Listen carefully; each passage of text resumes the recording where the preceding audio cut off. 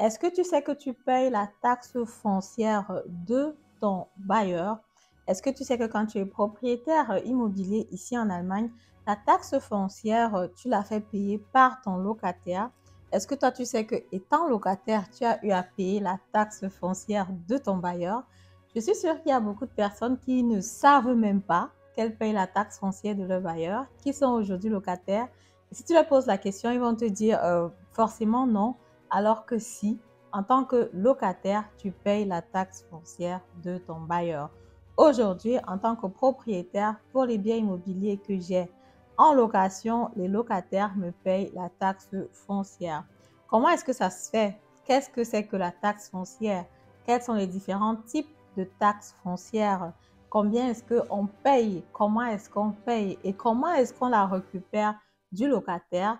C'est ce que je vais voir avec toi dans cette vidéo après le générique.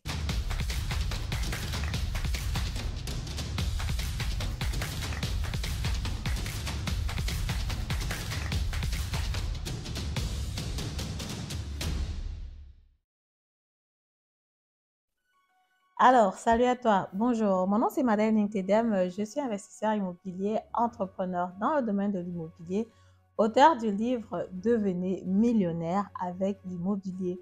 Si le domaine de l'immobilier t'intéresse, si le domaine de l'immobilier te passionne, c'est que naturellement tu es ici au bon endroit. Je t'invite tout simplement déjà à t'abonner à la chaîne, activer la cloche notification pour ne plus rater le contenu très soutenu et important que je partage très régulièrement sur la chaîne. Et aussi, naturellement, si tu veux que je te présente les biens immobiliers qui se trouvent dans mon réseau, si tu veux que je t'accompagne sur l'achat du bien immobilier ici en Allemagne, tu peux me contacter. Toutes les informations sont en barre de description.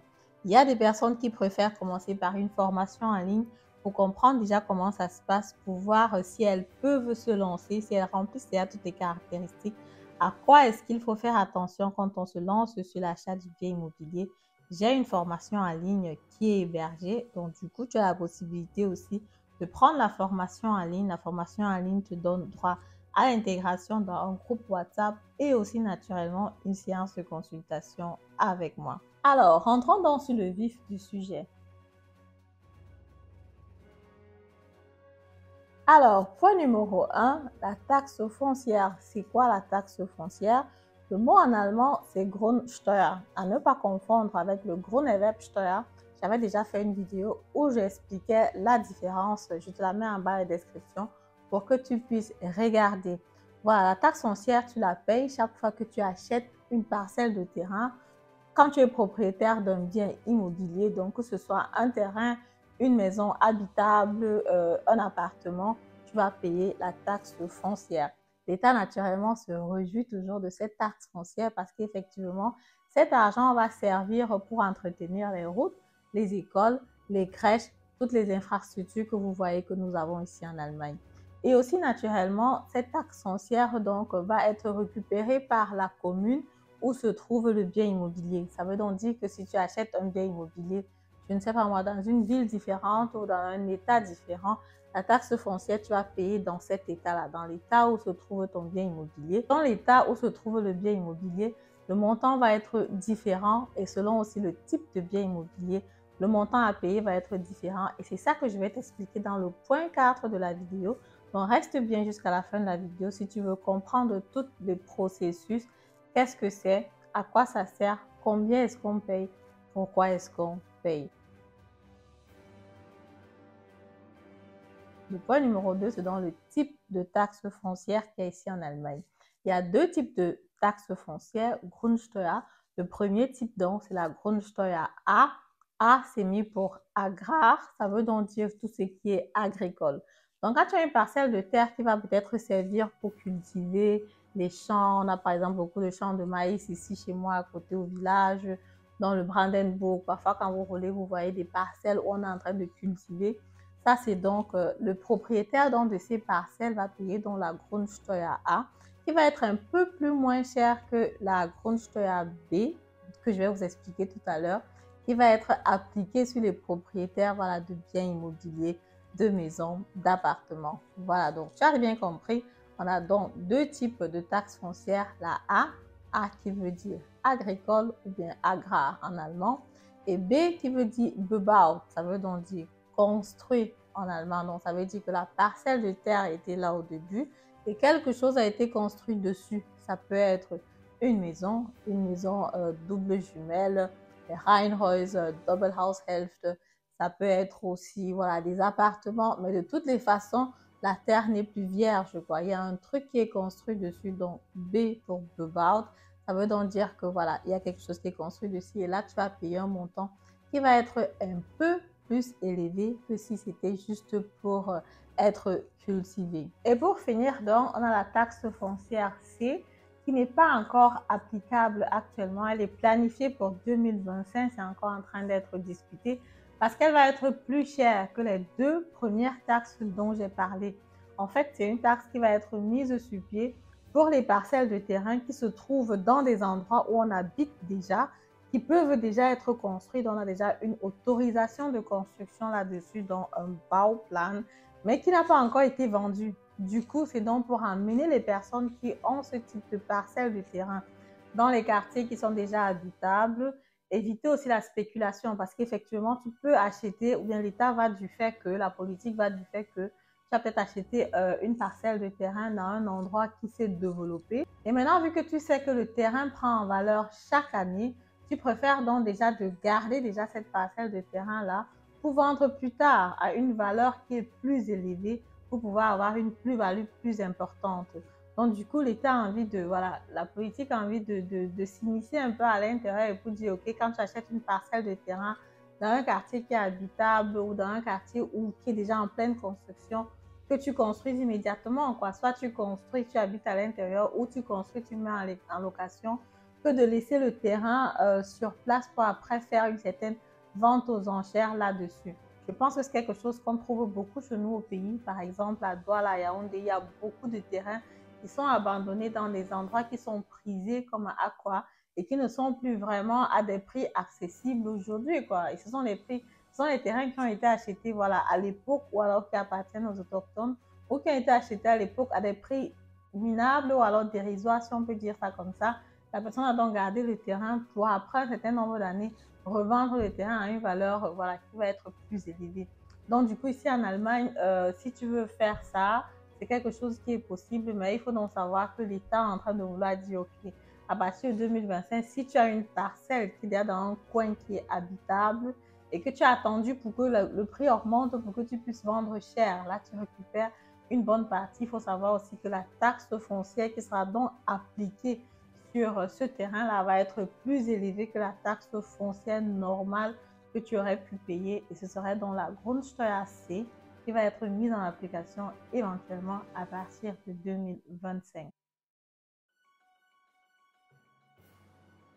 Alors, on va donc passer au troisième point, comment calculer la Grundsteuer, la taxe foncière. La formule mathématique est tout simplement la suivante. Einheitswert multiplié par le Steuermesszahl multiplié par le Hebesatz. À la fin, ça donne un chiffre et c'est donc ça qui est la taxe foncière. Voilà. Quand tu entends ça comme ça, tu te demandes que c'est encore quelque chose de charabia, ça. Je vais essayer d'expliquer. Le Einheitswert, c'est la valeur du sol, la valeur de la parcelle, la valeur du terrain. C'est fortement critiqué ou alors l'État est en train de revoir ça selon les communes parce qu'effectivement, la valeur qui est utilisée aujourd'hui encore dans les livres, c'est une valeur assez caduque, donc qui est vraiment vieille. Pour l'Est de l'Allemagne, par exemple, les valeurs qui sont utilisées datent de 1935. Tu te rends compte que ça fait quand même déjà un moment. En Allemagne de l'Ouest, ils sont un peu plus up-to-date, donc ce qui veut dire que les valeurs qui vont être utilisées datent de 1964. De toutes les façons, la commune, l'État est en train de travailler là-dessus pour que jusqu'en 2025, il y ait une certaine optimisation pour que les valeurs du sol reflètent éventuellement la réalité pour 2025. La raison, c'est tout simplement que non seulement le terrain prend en valeur, mais aussi il faut généralement toujours regarder sur une longue période de temps parce qu'il y a l'inflation aussi qui joue un rôle. Et il ne faut pas vraiment juste changer les trucs rapidement, quoi. Et comme vous savez, tout ce qui se passe aussi au niveau de l'État, ça prend toujours un peu plus longtemps que prévu. Mais bon, d'après mes recherches, d'après ce que j'ai vu dans les livres, jusqu'en 2025, le Einheitswert des États, le Einheitswert devrait être optimisé jusqu'à 2025 pour pouvoir avoir des valeurs qui reflètent des valeurs actuellement sur le marché. De toutes les façons, pour calculer, comme j'ai dit, on a Einheitswert multiplié par le Steuermesszahl. Steuermesszahl, c'est tout simplement un montant qui va être fixé par l'État. Ça va donc être fixé dépendamment de la grosseur de la parcelle naturellement. Ce pourquoi la parcelle va être utilisée, si c'est pour l'agriculture, si c'est pour construire. Et si c'est pour construire, c'est pour quel type d'habitation? Donc, Einfamilienhaus, Zweifamilienhaus. Bref, tous les facteurs vont avec et on multiplie donc par ce Steuermesszahl. Et à la fin, pour terminer, on multiplie aussi par le Hebesat, qui est tout simplement un facteur par lequel il va être multiplié et qui différencie aussi selon les États. Prenons donc un exemple concret pour une parcelle de terrain ici à Berlin qui a une valeur de 20 000 euros. On a donc un Einheitswert qui est donc 20 000 euros multiplié par le Steuermesszahl. On sait par exemple que le Steuermesszahl d'un Einfamilienhaus c'est 2,6 promille. Je vais te mettre la source de calcul et les informations en bas de description pour que tu puisses regarder. Je n'ai pas inventé tout ça. Donc, ce qui va faire, on va faire 20 000 fois 2,6 promille qu'on va encore multiplier par le Hebesat, sachant que le Hebesat à Berlin est de 810. Ce qui veut dire qu'on aura donc un résultat de 421 et pour être plus précis, 421,20 euros qui va donc être la taxe foncière qui va être appliquée sur ce terrain-là. Comme j'ai dit tout à l'heure, je te mets, pour ceux qui veulent avoir plus d'informations, je vous mets donc les sources en bas de la description pour que vous puissiez regarder. Bon, là, je pense que ça a été assez clair. Là, tu sais comment tu dois payer donc ta taxe foncière. La taxe foncière, tu peux donc la payer une fois pour toute l'année. Ça sera donc le 15 février. Ou alors, tu décides de la payer 4 fois par an. Tu peux faire un Dauerauftrag et puis tu payes donc de toutes les façons chaque trimestre sans problème. Maintenant, on va aller donc sur le quatrième point, comme je t'ai promis. Comment est-ce que tu fais pour récupérer donc la taxe foncière de ton locataire? Parce que tu l'as bien compris, au départ, c'est toi qui payes, mais après, il faut que tu saches comment récupérer. Alors, donc pour finir, dans le quatrième point, comment est-ce que tu fais pour récupérer donc cette taxe foncière de ton locataire? Parce que si tu as bien compris la vidéo, c'est que naturellement, c'est toi qui payes d'abord au début en tant que propriétaire, mais comment est-ce que tu fais pour récupérer? En tant que propriétaire, effectivement, l'année qui suit, tu fais ce qu'on appelle un Nebenkostenabrechnung. Donc, quand tu fais un Nebenkostenabrechnung que tu envoies à ton locataire, attention, il faut te rassurer que tu le fasses à temps. Actuellement, j'ai déjà commencé à faire les Nebenkostenabrechnung de mes locataires pour l'année passée parce qu'effectivement, on a jusqu'au 31 décembre pour le faire. C'est vrai que pour certains appartements, des appartements aussi qui m'appartiennent, je n'arrive pas encore à le faire parce que je n'ai pas encore le décompte du Hausverwaltung. Donc, je n'ai pas encore les chiffres, le Abrechnung de l'année précédente en fait, parce qu'effectivement, j'ai besoin du Abrechnung de l'année 2022 pour savoir effectivement quelle a été la consommation de mon locataire. Et quand je vais donc recevoir le Abrechnung de 2022, je vais donc savoir, ok, qu'est-ce qu'il a consommé, qu'est-ce qu'il a payé, et en fonction de ça, je fais donc un Nebenkostenabrechnung. Et dans le Nebenkostenabrechnung aussi, naturellement, tu appliques la taxe foncière parce qu'effectivement, c'est le locataire qui paye la taxe foncière. C'est dans ce document-là donc que je le fais. Par rapport à toutes les autres dépenses qui ont été faites naturellement, le locataire paye juste les dépenses qui l'incombent. Mais au niveau de la taxe foncière, tu peux complètement l'envoyer donc sur le locataire pour que le locataire paye en ce moment-là. C'est donc de cette façon que le locataire donc paye. C'est donc de cette façon que le locataire donc paye comme ça la taxe foncière de son bailleur. Si tu veux savoir comment ça se passe, si toi tu es propriétaire aujourd'hui, tu ne sais pas encore comment ça se passe, comment faire Nebenkostenabrechnung, surtout si tu fais partie des personnes que j'ai accompagnées, tu peux me contacter pour qu'on en parle. Les informations sont en bas de description. Je vais tout simplement te fournir les astuces, les conseils, comment on fait pour que tu puisses comme ça, voilà, envoyer la lettre à temps à ton locataire pour pouvoir récupérer éventuellement le montant voilà, qu'il doit payer. Naturellement, toutes les autres dépenses sont incluses parce que ça va en relation avec ce que le locataire a payé comme Nebenkosten. Donc, si le locataire à payer des charges supplémentaires qui étaient plus élevées que ce qu'il a dépensé, c'est que toi, le propriétaire, ça sera donc à toi de le rembourser, quoi. Donc, il ne faut pas toujours forcément attendre que ce locataire qui va te verser de l'argent, ça peut aussi aller de l'autre sens.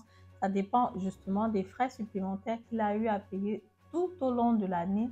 Tu vas donc faire la différence avec ce qui a été réellement dépensé et en plus naturellement de la taxe foncière. C'est la différence que tu vas soit verser à ton locataire ou alors il va te verser la différence si jamais il y a eu un surplus. Voilà, c'est donc ce que je voulais partager avec vous dans cette vidéo.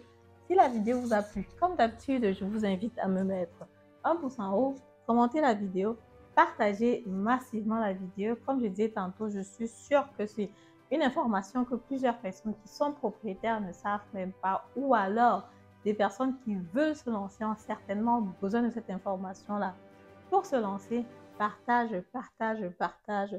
Je me réjouis de tout commentaire, je me réjouis de toute consultation gratuite pour discuter avec vous.